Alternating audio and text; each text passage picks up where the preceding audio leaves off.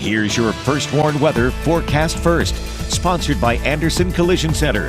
Visit driveanderson.com. Well, it has been another humid afternoon, but with the cold front moving across the area, we've had a few showers and a couple of thunderstorms move through. Nothing severe, but there has been some pretty heavy rainfall within a short amount of time. In fact, some locations picking up an inch or two where the rain was the heaviest. Now, most of that is working off to the east and southeast. We still do have a couple of lingering showers right along that cold front, and that'll last for the next hour or two, with some clearing taking place back behind it. Where the rain's coming down, we've got some cooler air. Temperatures down into the low 70s from Carver out down to DeKalb up through Rochelle. 80 right now in Rockford and 79 in Freeport. Still noticing a little bit of that humidity here for us. Temperatures as we go through the night will drop down into the low 60s. Should be a comfortable and warm day tomorrow, but we've got a few showers and thunderstorms to time out in the week ahead. A look at that in the First Warn forecast a little later. Step back in time to reenact life during the Civil War. One State Line Museum shows attendees how soldiers lived and why we continue to honor them. Plus, learning all about a famous Mexican artist and her impact on the world as we know it. How one local museum puts a spin on education with Frida Fest. And if you're sad the holiday is over, maybe puppies will make you feel better. The Bark Shop held today to meet and fall in love with adoptable dogs in the area. Live from WTVO 17. This is Eyewitness News at 5. Good evening. Happy Sunday. I'm Rianne Weil. Thanks for joining us tonight. A local museum allowed its patrons to get transported back to the Civil War era this weekend by using its Living History Weekend event to teach people about what life was like during the 1860s. Eyewitness News reporter Tyler Sorensen takes us to Midway Village.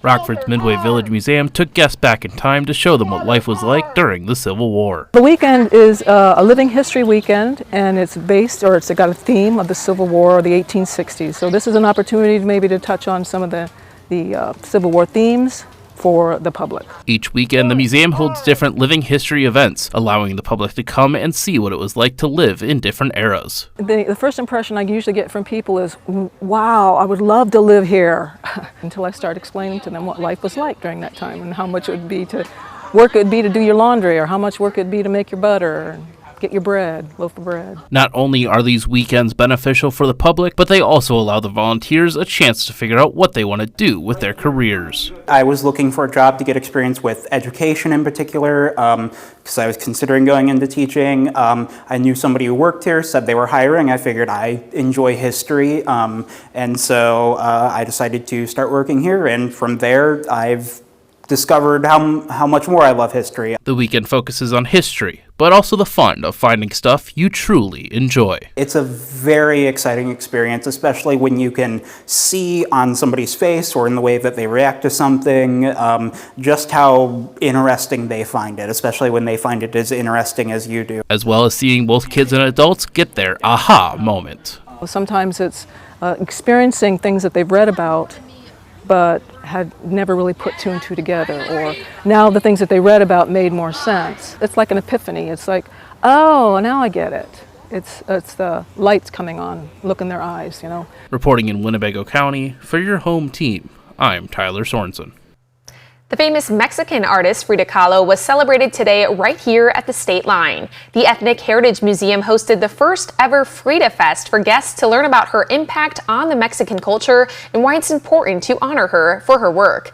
Cleta Stay and Sew put on a Frida fashion show. There was headband and jewelry making, and even a Frida lookalike contest. Those at the festival have traveled to other Frida Fests before, but knew they wanted to bring one to their hometown.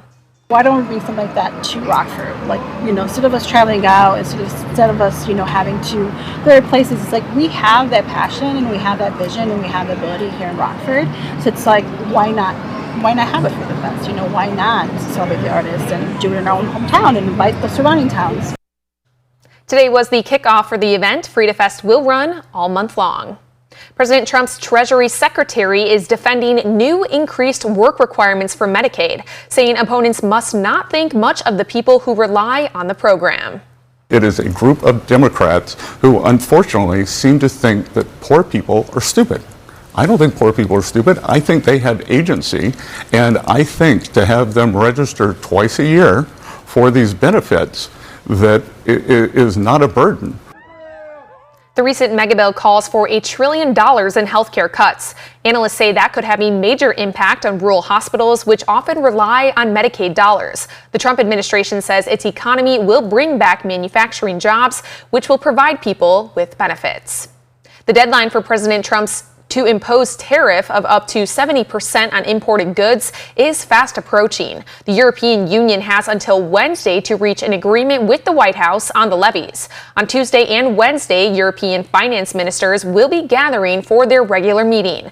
Time is running out for the United States trading partners who would like to reach deals with the U.S. before the higher tariffs are set to go into effect. Well, I can't think of a better way to spend a Sunday than with puppies, and that's exactly what people got to do this afternoon at May's Books in Rockford. The bookshop transformed into a bark shop for the afternoon. They partnered with Noah's Ark to let visitors hang out with adoptable dogs for the day. The furry friends were in the bookstore garden sharing their love with those in attendance. One volunteer says helping dogs in need has been beneficial to his mental health, and he hopes to help them find forever homes. We just want to bring awareness to how many adoptable pets there are and the need for adoptions in Rockford and throughout the country, really. We're personally volunteers at Noah's Ark, and it's nothing more rewarding than what we do. The favorite pup of the day was the one that you could hear panting right there in the background. Her name is Millie. And if you're looking for one more event to round out the holiday weekend, Dixon has you covered. The Dixon Petunia Festival ends tonight with a fireworks show of its own. Music will be played on River Country 101.7, and the show begins at 9:30 at the riverfront. Starting today, Rockford drivers may have to take some alternate routes. The Water Division is making an emergency water main repair in the 900 block of North Church Street. The southbound lanes of Church Street will be reduced to one lane beginning at Napoleon Street all the way to Whitman Street. Work is expected to last up to 3 to 5 business days, weather permitting. The city is asking residents to use alternate routes. And looking ahead to tomorrow, Rockford City Council will have a big night ahead of them. They'll be discussing almost 2 weeks worth of agenda items. That includes possibly approving over 450 housing units. They'll also be voting to implement a local grocery tax and approve or deny a citywide food insecurity framework. Another major item is the denial of a special use permit for a residential storage warehouse in C3 and C4 zoning districts. The aldermen have disagreed on this item at previous committee meetings. The full council will meet tomorrow night at City Hall at 5:30. Coming up next, the death number continues to rise after that devastating flooding in Texas. Those working tirelessly to find the people still accounted for. New details when we return. And it looks like those showers should clear out just in time for the fireworks tonight down in Dixon. In fact, we'll dry out our skies for the overnight and get rid of some of the humidity we've been adding up over the last few days. Find out, though, when the temperatures may climb, even if briefly, coming up in the first warn forecast a little later. You're watching Eyewitness News, your home team, with Rhiann Weil, Drew Collins, and meteorologist Jordan Wolf.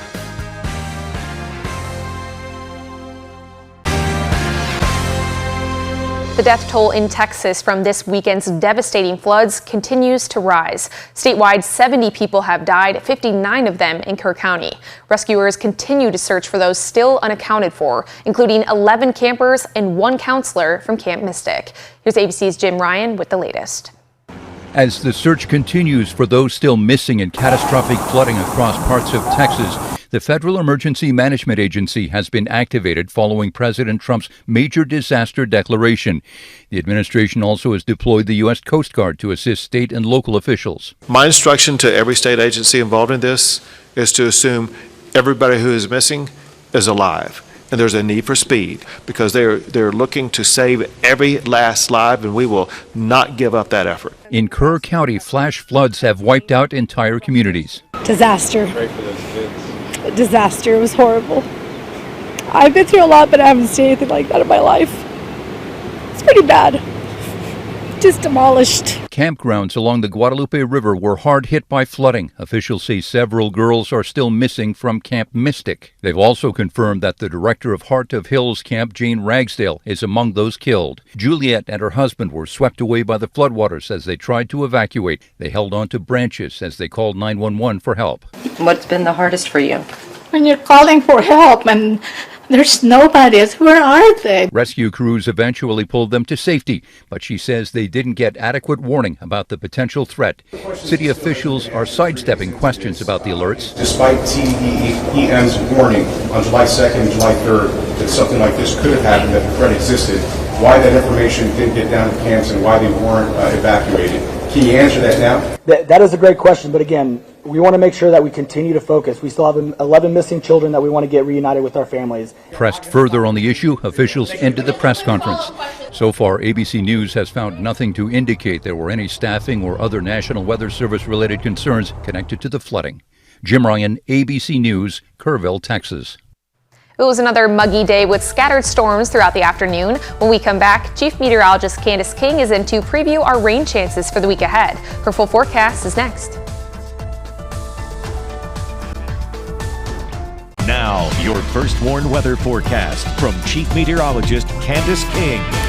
Well, yesterday was our 4th day in a row where temperatures made it into the 90s. Today we topped out at 85, but it felt pretty muggy out there. In fact, right ahead of that cold front, that humidity really went up. That front has now cleared us, which means our skies will eventually begin to clear and things will start to quiet down. There's still a few lingering showers here and there across the region. We look live with our Mercy House Skytrack camera high on top of the Supply Corps building and brought to us by Window World. Cloud cover starting to clear out and we've got a return of sunshine, which has warmed our temperature here in Rockford back up to 80. This was after we briefly dropped down into the 70s behind that front, but now that we've had some sunshine, we've gone back up. Still some cloud cover and some showers down to our east and southeast, allowing those temperatures to drop down into the 70s.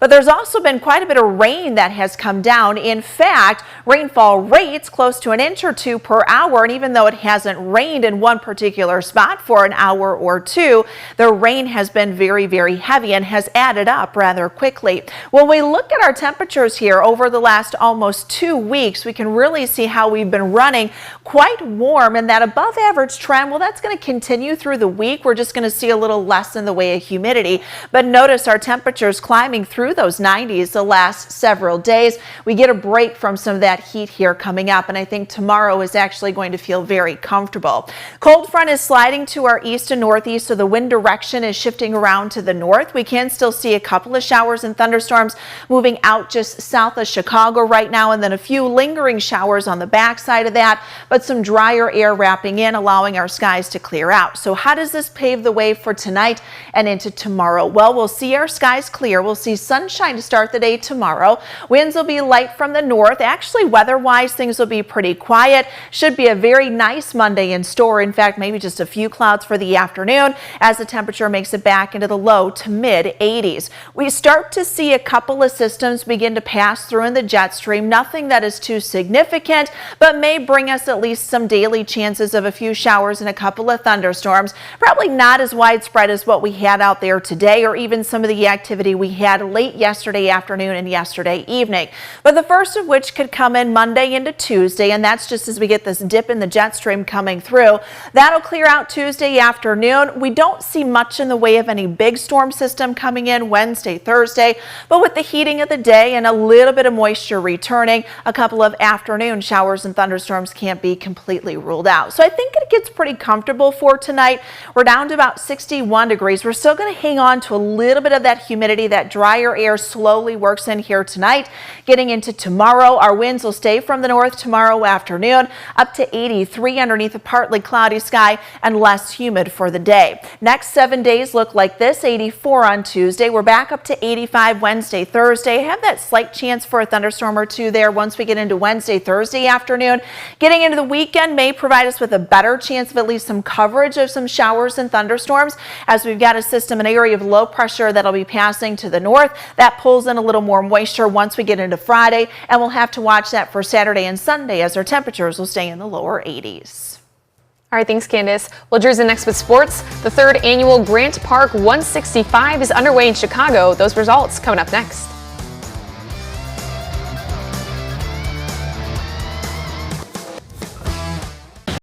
Now sports with Drew Collins. The 3rd annual Grant Park 165 just wrapped up in Chicago. The NASCAR Cup Series brings a 2-mile track throughout the city with 165 total miles and 75 laps. Chicago Bulls legend Derrick Rose got the race started. I'm not the biggest NASCAR guy, but I do know most of these tracks are pretty wide to allow some cars to pass if there are wrecks, but not in these tight streets. Check this out. A spin out leads to a total pileup. That was pretty funny to see. As we keep going, this Shan Van Gissenberg won the race in 2023. He also won the Xfinity race yesterday. Shane was the pole leader coming into today's race, and he made him pay.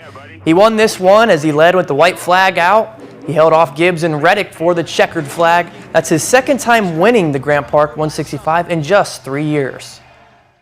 The Cubs dropped yesterday's game with the Cardinals to even the series at 1. The series decider will kick off tonight at 5:10. The Cardinals trail the Cubs by 5.5 games in the Central, so whoever can pull out a win in this series can feel pretty confident in the division before the All-Star break. This is what Craig Counsell had to say following yesterday's game. He just hung a slider. Simple as that.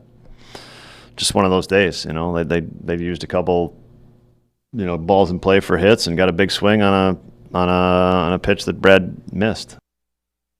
The White Sox went for the series sweep out west in Colorado. The Rockies outscored the Sox 6-4. The White Sox will now come home to host the Blue Jays tomorrow. Today, NBA teams could finalize their offseason moves, and that's exactly what the Bulls have done. They have made it official with their Lonzo Ball trade, which they landed Isaac Okoro. They also announced their extension with Trey Jones. And with deals being finalized, so was the blockbuster trade with Kevin Durant. But on top of that, today it was announced that included 7 total teams in the trade. This is the first ever 7-team NBA trade in history. Houston, Phoenix, Brooklyn, Golden State, Atlanta, Minnesota, and LA all took part in the record-breaking trade. Chicago Sky's Angel Reese was selected to the 2025 WNBA All-Star Team. She averages more rebounds than points per game this season, but she does average 12.4 points and 12.6 rebounds. The Sky will face the Lynx tonight at 6. Chicago is currently 5-11 and 3-7 on the road. That's sports. We'll be right back. Well, somebody commented on my Facebook that I wore red on Friday, blue yesterday. They were expecting me to wear white today, but I didn't. But you guys wore your blue. Yeah. You're still keeping the holiday going. Red, white, and blue. Got to keep it going. Yeah, I don't really have a lot of white in my closet. No, I can't say I do either. You know it's kind of mixed in with another color. And you can only wear white when you're tan.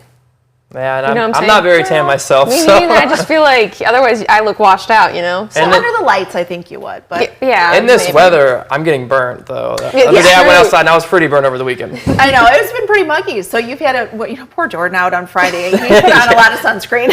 So I think he really lathered up, which is good because he was dead right in the sun during the 5 and 6 o'clock there Friday evening as their parade was kind of taking place. So, yeah, I mean, we've got more cloud cover out there. We had a little more cloud cover today, but that was kind of mixed in with some sunshine. And it was humid. I was out, right ahead of that cold front. It got pretty sticky out there, but we had some showers and a couple of thunderstorms. Nothing severe, but there was quite a bit of heavy rain that came down initially. Just a few lingering showers that'll last for the next hour or two, and then we'll dry things out tonight. A little less in the way of humidity tomorrow, 83. Thanks, Candace, and thank you for joining us. Have a good night.